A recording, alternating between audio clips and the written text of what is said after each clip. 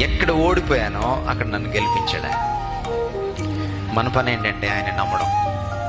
న్యూనతా భావంతో సఫర్ అయ్యేవాడిని నేను. ఎవరైనా ఇంటికి వస్తే వాళ్ళకి గుడ్ మార్నింగ్ చెప్పాలంటే నాకు కాళ్ళలోనికి. Such a timid boy I was.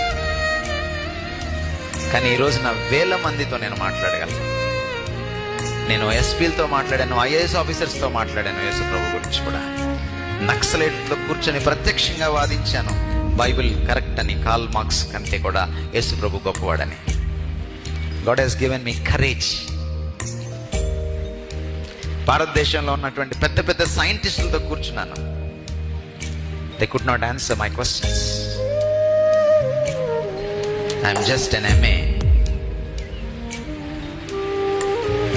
బహుశా నాకు గుర్తుండి నేను పెద్దవాళ్ళతో కూర్చున్నప్పుడు కొన్నిసార్లు నాకు ఇంకా PG కూడా అవ్వలేదు. నేను ఎక్కడ ఓడిపోతానో అక్కడ నన్ను గెలిపించగలిగిన ప్రభువు నాకున్నాడు, మనకున్నాడు.